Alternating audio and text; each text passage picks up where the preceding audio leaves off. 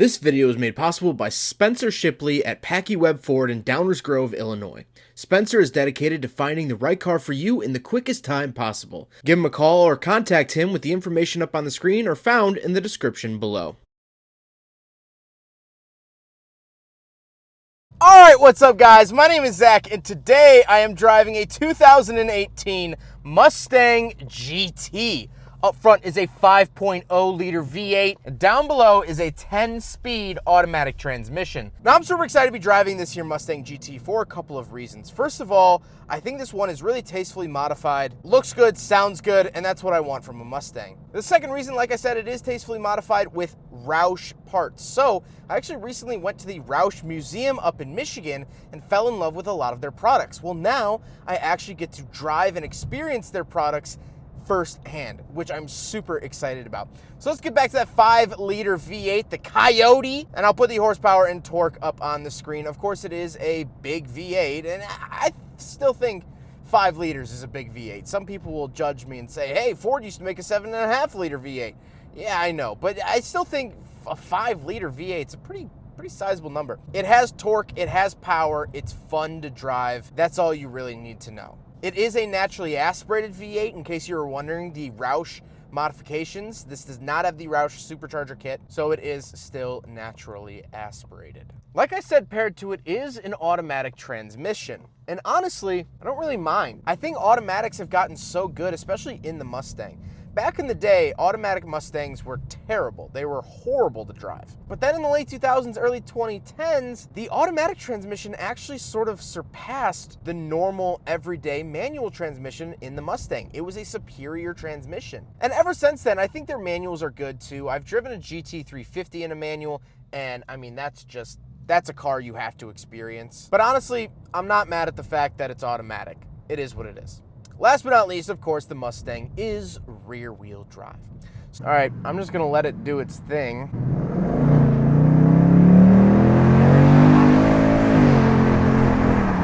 So that was the reason you heard it kind of waver, is that traction control's kicking in. Of course, right when I start filming, it starts sprinkling and raining, so I do have it in wet mode just because I don't want to be liable for this here Mustang.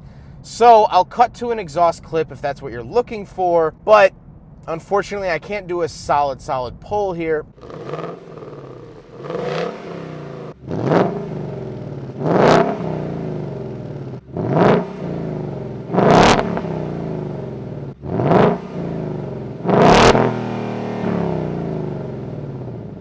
But it's fast. It is definitely fast. It's not GT350 fast because that's a different motor, but it still offers a lot of torque. Solid power band. It's a 5.0.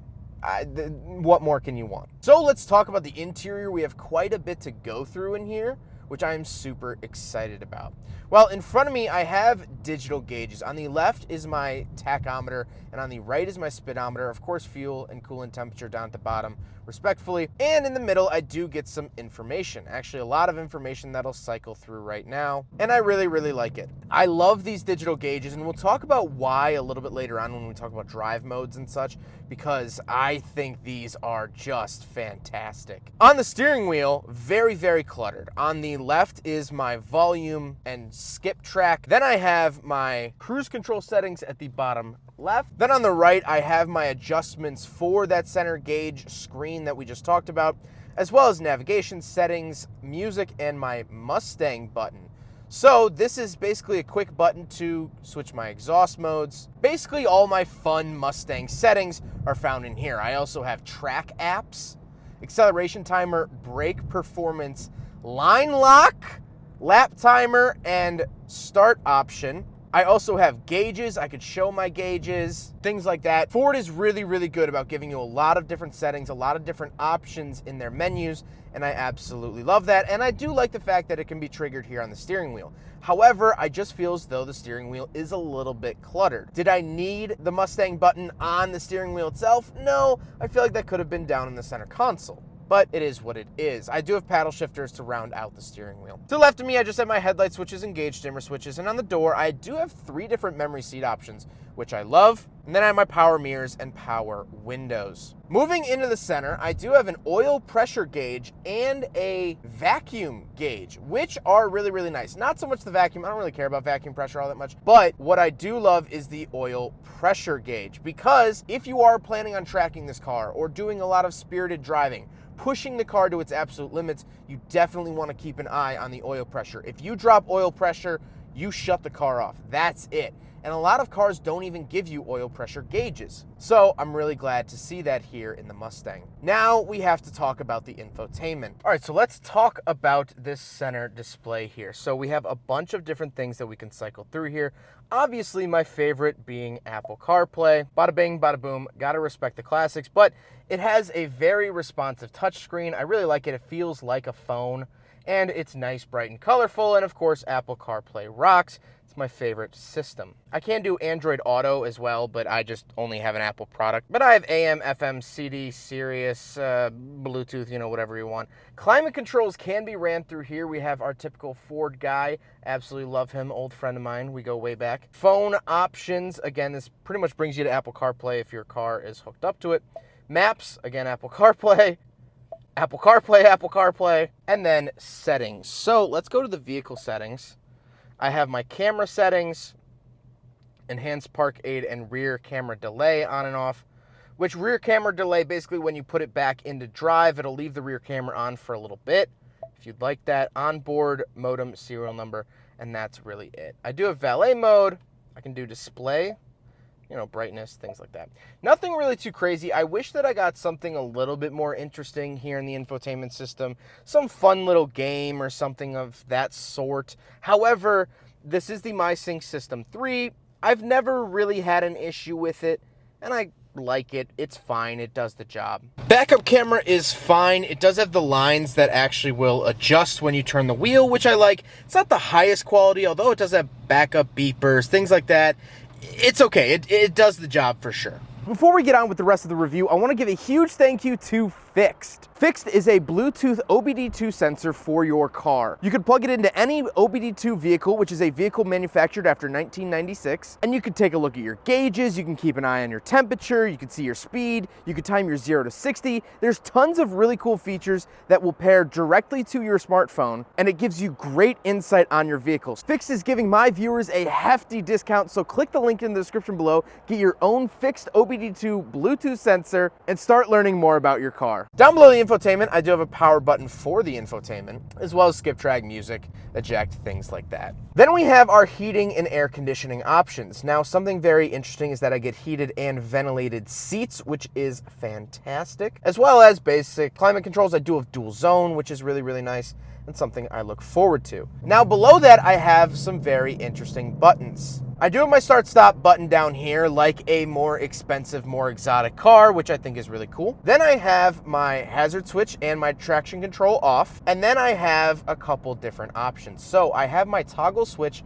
for my steering options. I can actually select what kind of steering I would like. But then to the right of that, I have my modes button. So this is how you select your drive modes in the Mustang, and I absolutely love it because it changes the gauges accordingly. When you switch it to track, the tachometer gets big. It looks fantastic. I love what Ford has been doing with their screens recently, especially in the new Explorer, especially in the new Bronco. I just love what they've been doing with their gauge cluster screens. I love it, love it, love it. And the Mustang is absolutely no exception here with these different gauges that you can set. So for drive modes, I have snow and wet, normal, my mode, sport plus, track, drag strip, and then we're back to snow and wet. So I'm gonna show all of the different gauges that you can go through in here with all of these different modes, and I love the fact that they change accordingly. I have to say, probably track and obviously drag strip are my favorite modes because it makes the tachometer nice and huge. Absolutely love that. However, getting back to the toggle switches, Something that rather infuriates me is the fact that they are one way. You pull them up in order to switch your modes, but you cannot push them down. Why? These are toggle switches. My first instinct is to push them down, but alas, no, that's not what you do. And that is very frustrating. Then I do have a little USB in, and then we get to the center console itself. Of course, the automatic shifter is here, and I like the look of it. I think it's presentable. I think it's sort of the Mustang retro, modern sort of look-ish, and I like that a lot. But the center console itself is pretty bare. Besides that, I do have 2 cup holders, so of course we'll do a big friggin' bottle test. And it actually, you know what? I'm gonna give the Mustang a pass on the front cup holder. It actually fits the cup pretty well. It's not the best thing in the world, but pretty well. And it fits, and it hasn't been rolling around, and it hasn't fallen over in the course of this review, so I'll give it a pass. Now we gotta talk about the seats. Like I said, they are heated, they are ventilated, they are power, and they are memory, which is fantastic, and they are really comfortable. However, I do have back seats, so let's go do a backseat review here in the Mustang. Yeah, these back seats are not good. I mean, what are we doing here, you know? One thing I want to point out while we're in the back seat here is next to me, it has the ROUSH corner windows, which just make the windows black from the inside. Like, they're not tinted. These windows right here are not tinted.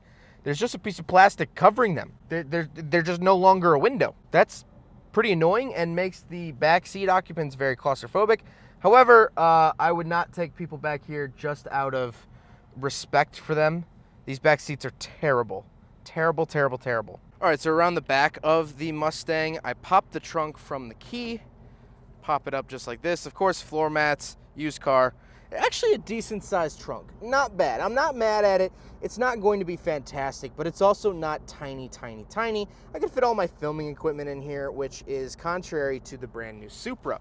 So that is a very nice feature, and it's honestly not bad. It's a Mustang trunk. I'm not expecting the world, and I'm pleasantly surprised. Now we gotta talk about the looks. I immediately flocked to this car on Packey Webb's lot because of the orange color and stripe.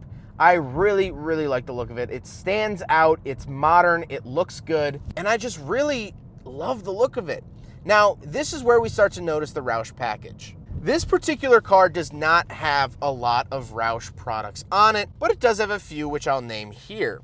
And if you plan on buying this here Mustang, you'll actually get all this information from Packey Webb. It's in this nice ROUSH folder from the previous owner. But it says modifications here are the Mustang hood exit extractor set, the ROUSH 5-liter Mustang cold air intake system, the ROUSH Mustang quarter window scoop set in gloss black, the ROUSH Mustang front fascia corner pocket set, and the ROUSH Mustang quarter panel side scoops in Orange Fury paint. So the paint is called Orange Fury, and all of that was about $1,800, and then the owner actually got this car like professionally 3M wrapped and stuff, so there's about $4,000 of modification in this here Mustang. But overall, I love the look of it, and that's all I really need to say. Now, we gotta get on to my final thoughts. First and foremost, I, of course, would prefer a manual transmission.